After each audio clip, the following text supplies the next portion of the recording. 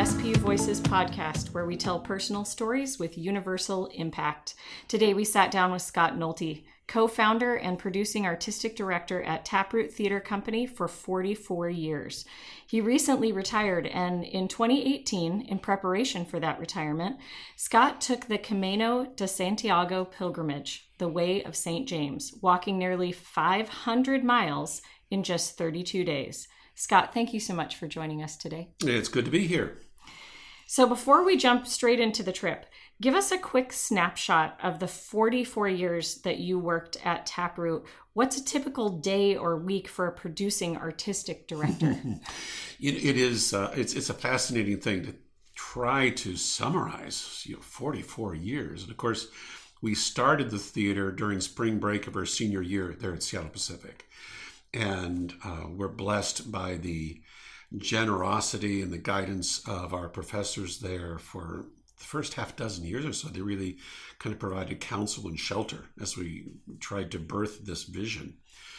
And of course, now this many years down the road, grateful for our theater facilities, grateful for a staff that is as committed as we are.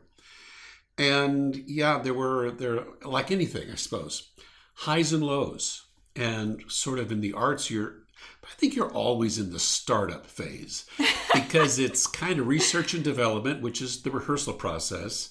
And then you're in production because the show has opened. And then you tear down the factory and you make a new product. So whether it's preparing the road company for tours to schools and churches, or the main stage getting plays ready for a 6-week run, or classes that are 2 weeks to 8 weeks. You're always in this creative mode, and you really are really joined at the hip with your coworkers to try to pull this off. Even in the best circumstances, it's a challenge for everybody to persevere. And that sense of perseverance is what I always felt was that if Taproot had a spiritual gift, it was perseverance.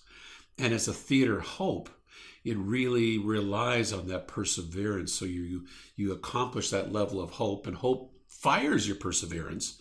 And then you're ready for the next set of challenge because you have hope, you have history, you persevere, you make it again.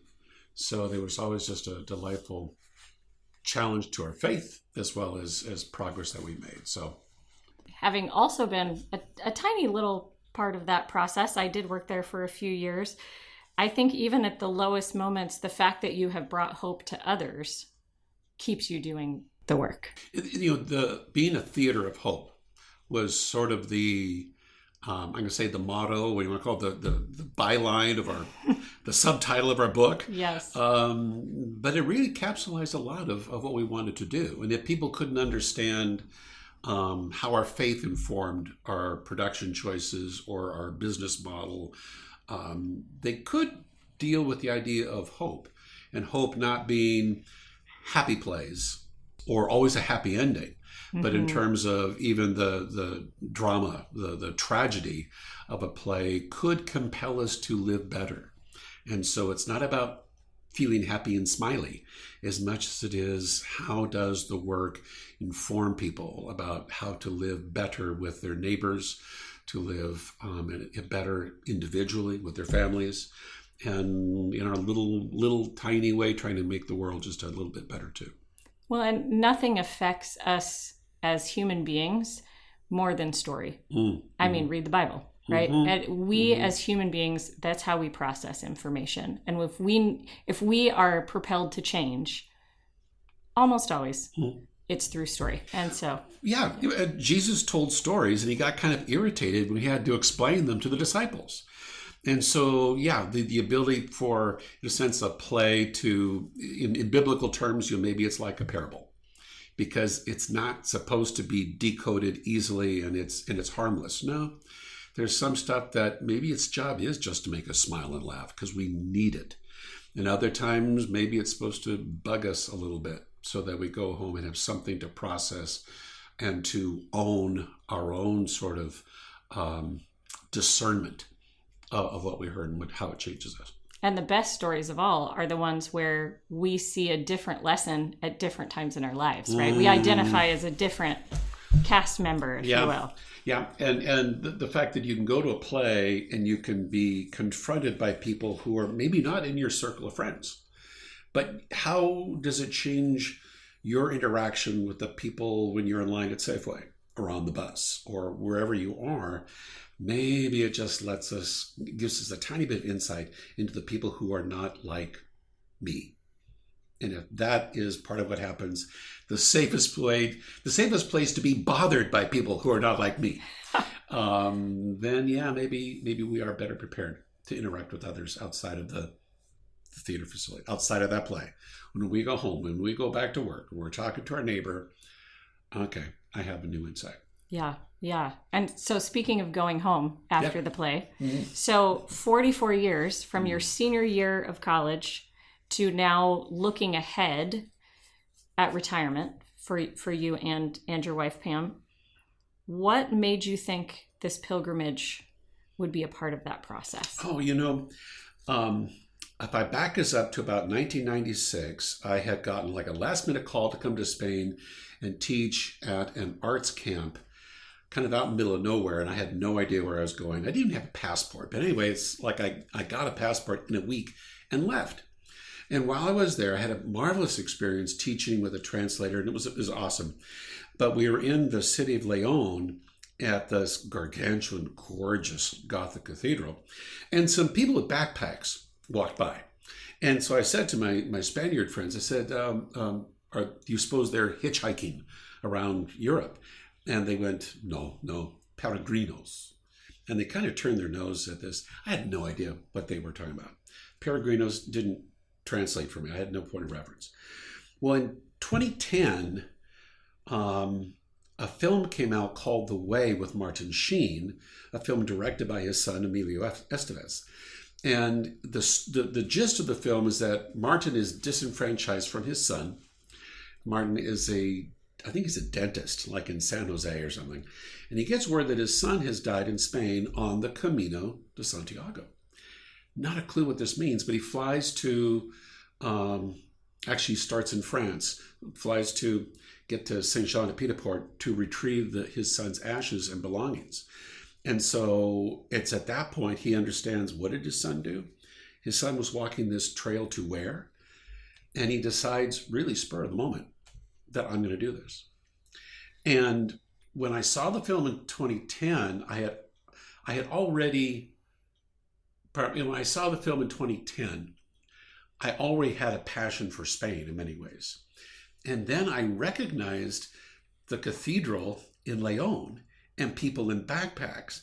And I went, that's who I saw all those years ago. That's what they meant. They're on a pilgrimage? What the heck? And so I became kind of a Camino nerd, and I started collecting memoirs and sort of travelogues of people who had done this. And it became something that I just knew that I really, really wanted to do. And in 2016, 2017, 2018, there were just a lot of things that were sort of coming together where, frankly, so how many more years do I have in me to lead the theater? So I don't want to dump the theater. I'm not against the theater, but how much more energy do I have, in a sense, to push this boulder uphill? And Pam said, well, maybe this is the year you should do the Camino. And so that we worked towards me going in 2018.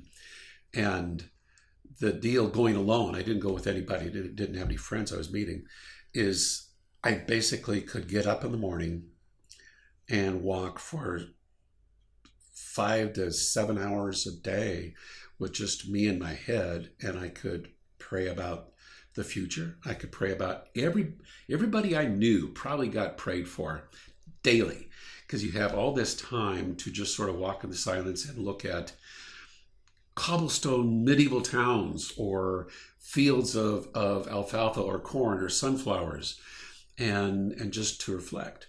And so it really was like a month-long pilgrimage retreat to sort of listen and to measure how I felt about what might be next. And I did come back with a sense of, at the end of 2020, that's the end of what we should do. And I did make that decision myself, I came back and Pam and I talked about it some more. So I could say, I think this is how God is speaking to my heart. What do you think, Pam? What do you think is next? And we could come together and make a joint decision on that. But we concurred that would be the process.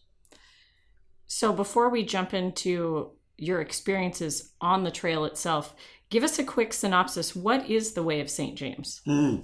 This is like an 800 kilometer trail that I was on that goes from St. Peter-Port, France, which is in the Basque region, and kind of cuts across, kind of does a ellipsis, kind of cuts down and then angles back up to Santiago de Compostela, where supposedly the bones of St. James, the brother of Jesus, reside. And part of the legend of this is that James was a missionary to Spain. So after he died and was beheaded in whatever year that would be, he was buried and his disciples took him back to Spain. And there's a legend of, I think his body was on a boat that floated all the way upstream and then found itself in a cave. And his body was covered with scallop shells. But however it worked out, he is supposedly there. His bones are interred in the cathedral. And so that it became a place of medieval pilgrimage. And when Jerusalem was no longer safe for pilgrimage, people had two choices. Were they going to go to Rome or were they going to go to Santiago de Compostela? And so that there are in Spain 20 different trails across Spain that go all the way to Santiago. And there are trails that start in England that go all the way to France and then back into Santiago. So it's people have been walking this for a millennia. And it's a thrill. It's a thrill. What kind of preparation do you go through? Because you don't just one day wake up and spend 32 days walking 500 miles. You have to prepare for this. What kind of preparation did you do? And I'm sure it's physical, but also mental and spiritual, because you don't want to waste this time and you certainly don't want to give up halfway through. Yeah. There are aspects of the Camino where it's just flat across the plains of Spain, and then there are 3 or 4 mountain ranges, but they're not like the Cascade Mountains. They're not or the Alps. They're not as rugged as that, but they are. It's like crossing Queen Anne Hill a few times, and so that's just a long day. My first day was like walking up Queen Anne for 6 hours, and so that it's brutal. And so, yeah, the exercise for me was like, I'm going to get used to walking every other day. And okay, today I'm going to walk 5 kilometers, but 2 weeks from now, I need to be able to walk 14 to 20 kilometers. I didn't walk enough with my pack fully filled. I think I would have benefited from getting 18, 20 pounds in my pack and then just taking off. So in addition to breaking in shoes and shopping for pants and shirts and underwear that you can wash in the sink and dry out overnight and take off again. The sort of the physical preparations a piece. I think, like you say, the mental and spiritual preparation is something that I had in mind of what I'm going to do, but I didn't necessarily have a routine. Probably, and then this is trivia.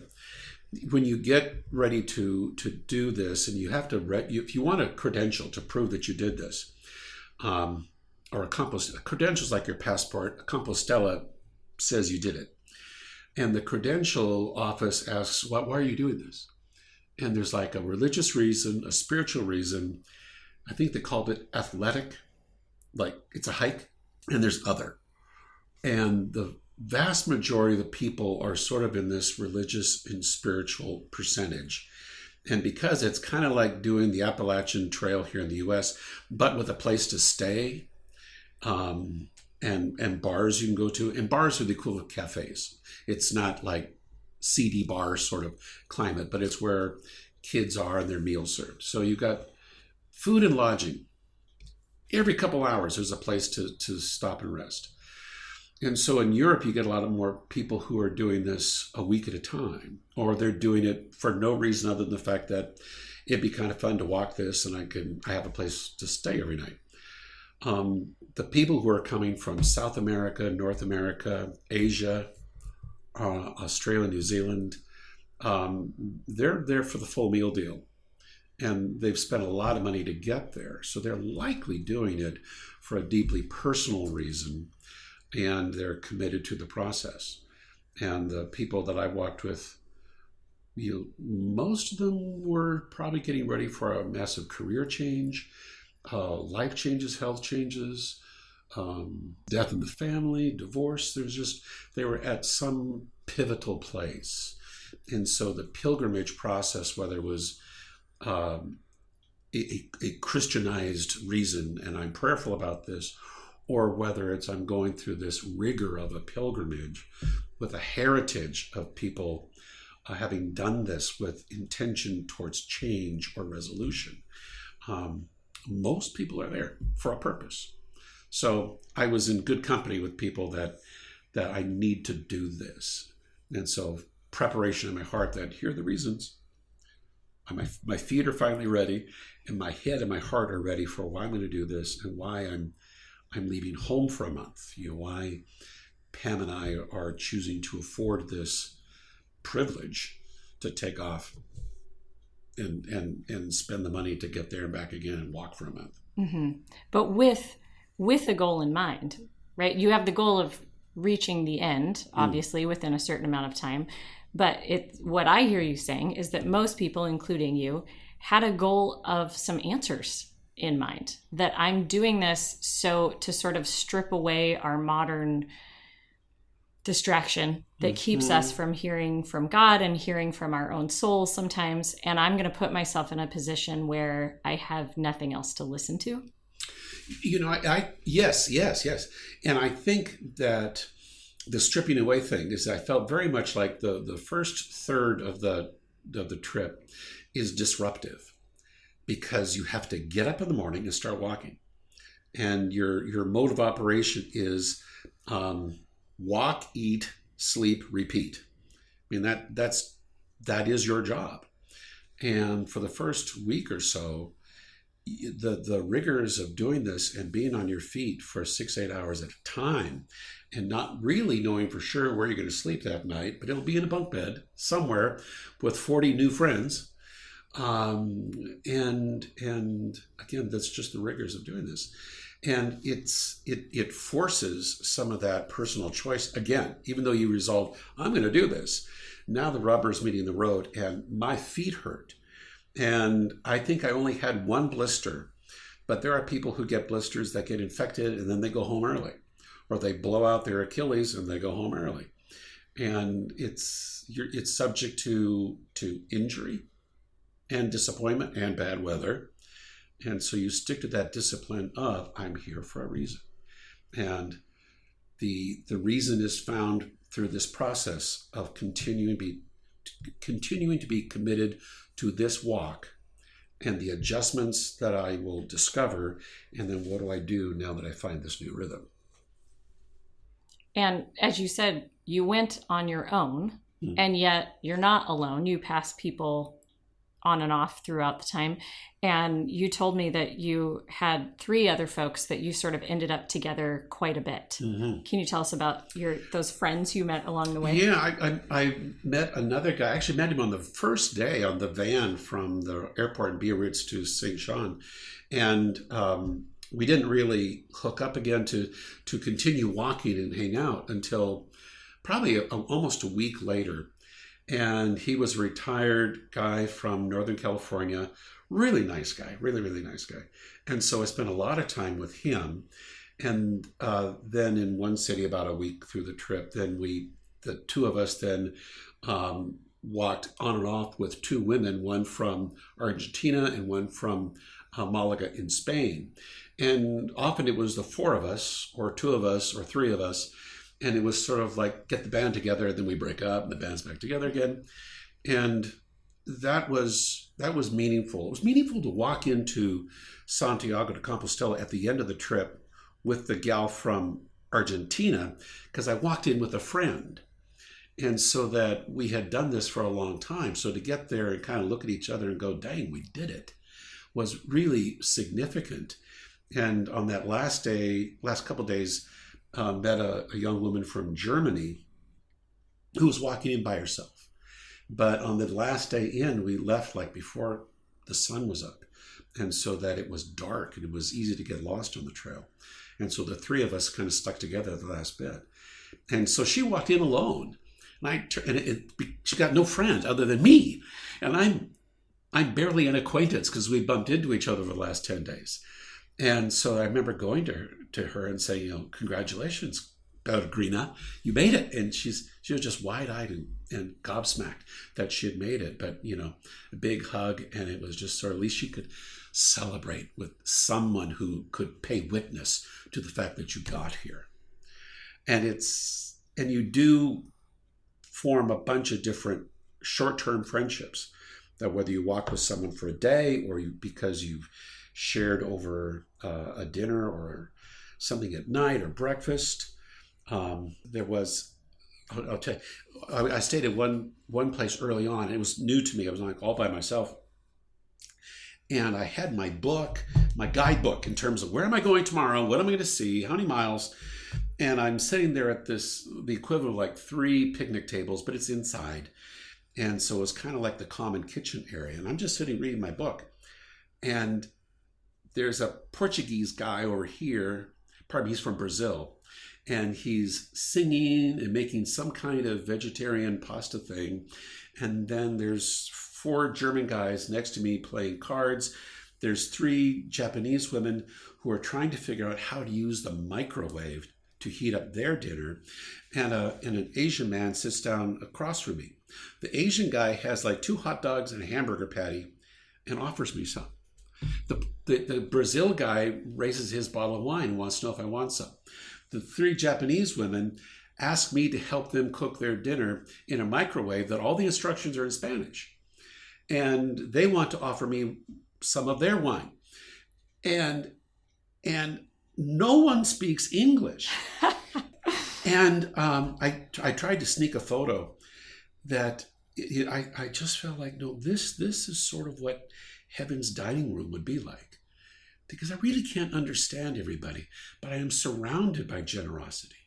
I am surrounded by people who only want to give me what they have. And it was just astonishing. And it's one of the high points of, again, I can't talk to anybody. Not anybody. And trying to figure out a Spanish microwave. Well, there aren't 2 microwaves in Seattle that have the same instructions. So me trying to figure out a Spanish microwave was a comedy in itself, but I did get their dinner cooked. But it was a genuine highlight early on in the trip. So let's skip ahead. So you're walking into Santiago at the end with your friend and then meeting up with someone that you've met along the way. When you go with this idea of spiritual, to hear from God, and maybe if it's okay that I paraphrase one of your motives is to hear from God about what's coming next. Do you walk into the cathedral and think, I got what I wanted? Or do you walk into the cathedral going, yes, I did it. Do I have what I wanted? Like sometimes, when we're asking for something from God, I think it's rare that we have this 100% feeling of like, yes, I received it. No, that's a good question. And my prayer process and my reflection, like I said, I've got 4 to 7 hours a day where it's just me. Even when walking with your friends, you're not necessarily talking all the time anyway. And so just in terms of being quiet with my thoughts and my questions, I did walk in pretty resolved that this is the direction to go. And like I said, my next piece was, okay, this is how I'm feeling. And when I get home, Pam and I will have a longer conversation to sort of trace this out and see if we're both, whether our parallel tracks are going to really connect and affirm each other in what this process will be. So I was fairly certain that I had heard, God's affirmation of sort of, well done, good and faithful servant. And here's what stage 3 looks like. and being being as young as I am, so sort of retiring at age 66, but not wanting to stop working. But it's more like, Lord, I don't know what the next chapter really looks like. The things are going to change, and not knowing anything about such a thing as COVID-19 or a global pandemic, I had different visions for what I would be doing, but I felt like the end of the significant management responsibility for Taproot Theater would end in 2020. That I felt was my answer from God. Did you get any answers you weren't expecting, that maybe you weren't even particularly asking for at the beginning? Not that I can recall, and whether part of that was my single-mindedness about this. And I think with my experience with Taproot over the years, I had been surprised from being just a young Free Methodist boy back in the day to seeing how God is working in the lives of people from denominations or Catholicism and Protestant traditions, that it's not just in my camp or inside my little church. Look how God is working in all of these people, and look how they are speaking to me, even the ones who are not coming from my Christian experience. Look how they have served me. Look how they have helped speak to me to sort of broaden how I understand how God ties us all together. Now, like I said, even going back to that meal, I have no idea the spiritual affiliation of who was in the room, but the presence of these people and the virtue of generosity and joy that I experienced was sort of like, good Lord, I just need to open my eyes and listen, even if I don't understand them. I need to figure out how to listen and to just let this blessing wash over me and have the eyes and ears to see that. Yeah. Would you go again? In a heartbeat. And there are where you spend the night most often is in a place called an albergue, and they are sort of bunk facilities that are run by possibly the municipality, privately owned places that are a business. The Catholic Church has a lot of them, and the ones that are run by the parishes do put a call out for volunteers. And so that as I have been sort of mapping out the next third of my life, Pam at one point said, well, maybe you want to volunteer to be a hospitalero. So one of these people who self-financed to go over and be there for 2 weeks and get up at 6 a.m, get the place ready for the pilgrims to leave by 8:30 a.m. and then do the cleaning of the facility and get it ready for the next batch to arrive at 2 or 3 o'clock in the afternoon, and be sort of the sounding board for where can you find food or medical help, or what's tomorrow's hike going to look like, or just be the person who can listen to people who are, in a sense, having the same discoveries that I had, but I can be a conversation person just to listen and give affirmation or counsel. Hang in there, I know your feet hurt. It will get better. I promise. So I would go back and like I said, I think there's 20 or so in Spain and Portugal. Would I do the same one? Would I like to walk from Lisbon to Santiago? There's some that stay closer to the Pacific Ocean, probably the Atlantic Ocean in Spain, and there's one that cuts along through Portugal along the ocean.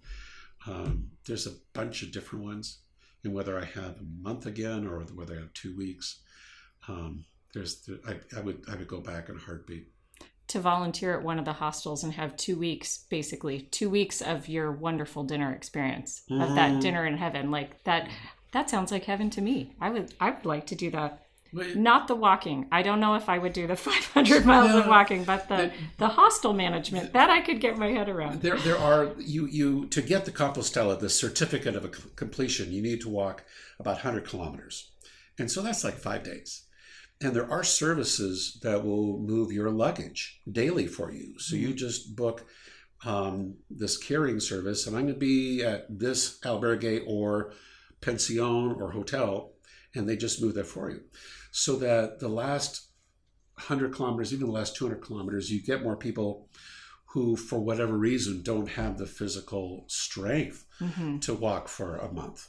But they do want part of this experience of walking this historic medieval path and to walk through these towns and look into these small churches or grand cathedrals and have that same sense of the experience. And they say that, it's your Camino. It's not my Camino. It's your Camino. So if the best you got is 5 days and someone needs to carry your bags, rock and roll, girl, because maybe there's something that you would experience.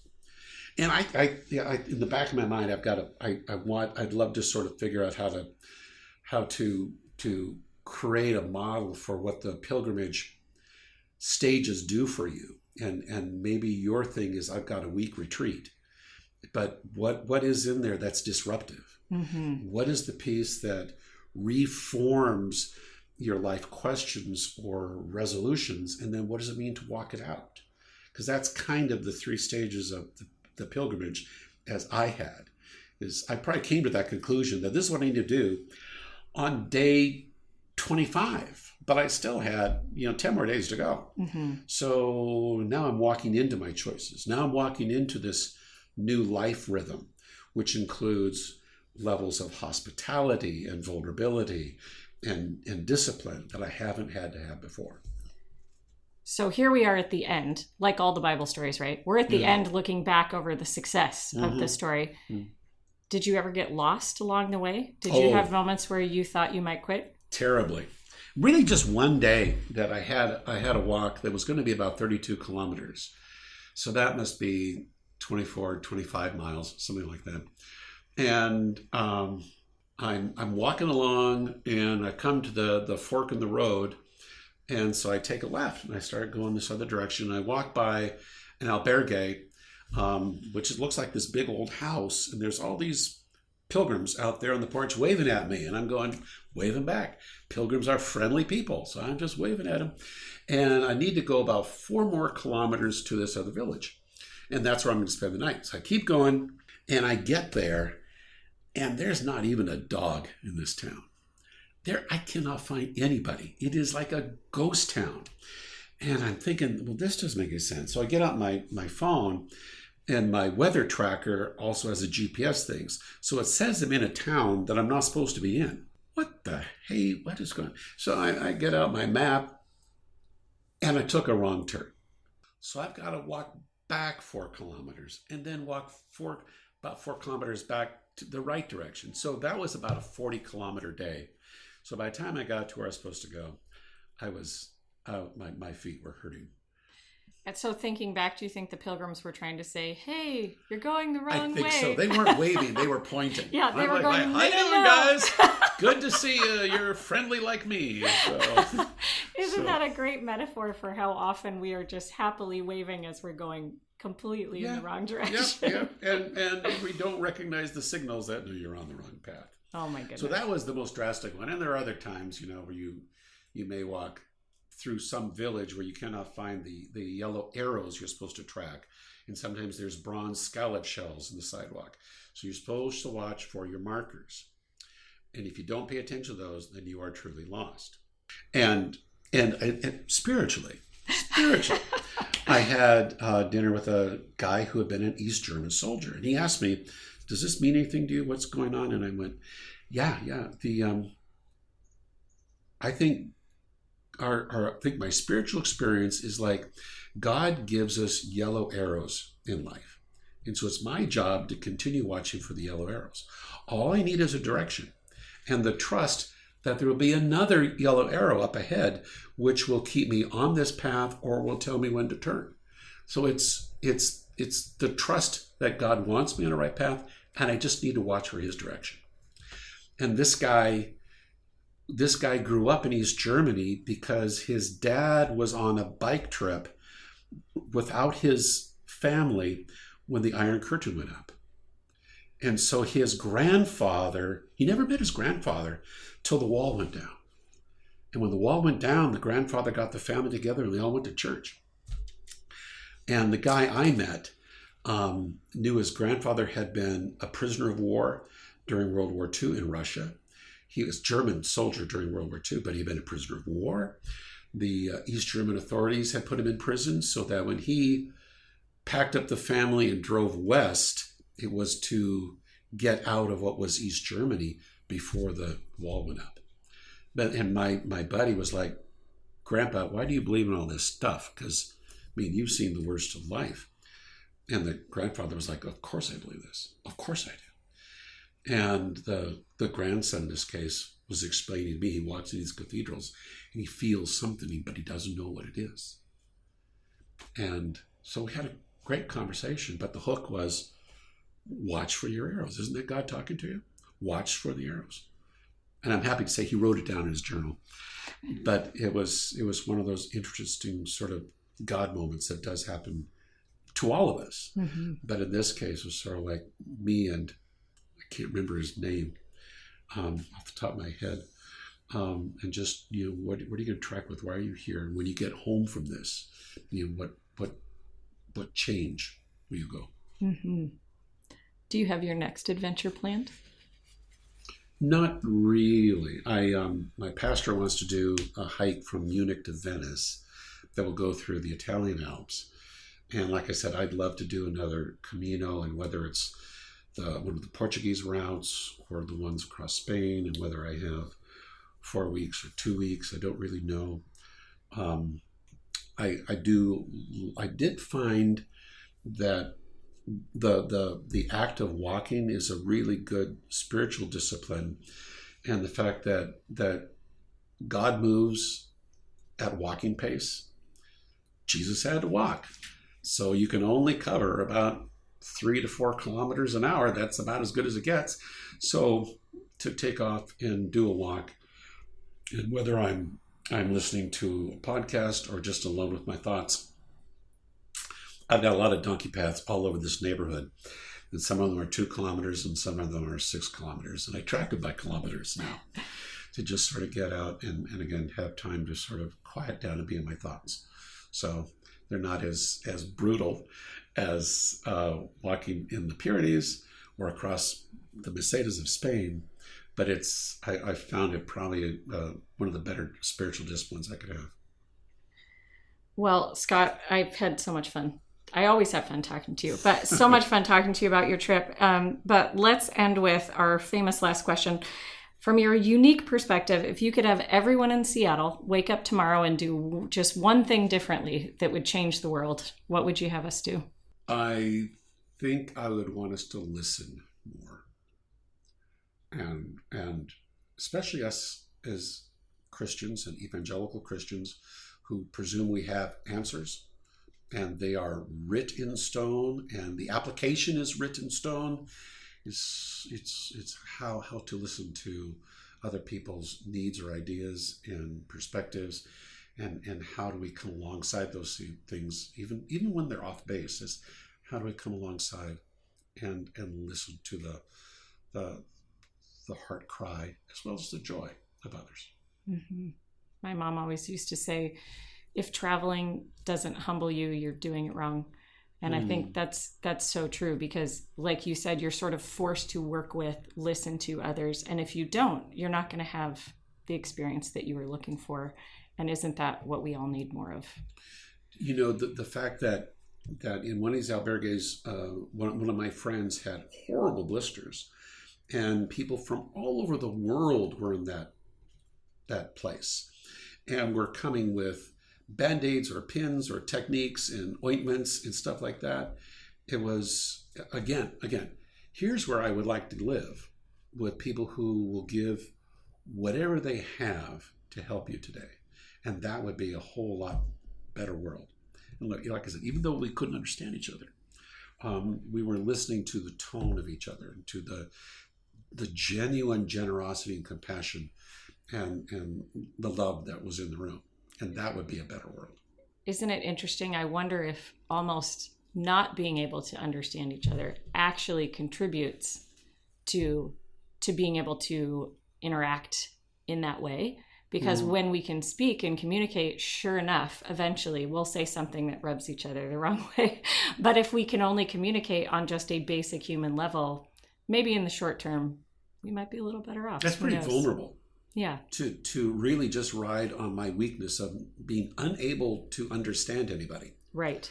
So to be that vulnerable to give to someone or to accept from someone is a pretty tremendous lesson. Amen. Amen. Well, thank you so much, Scott. This has been fun.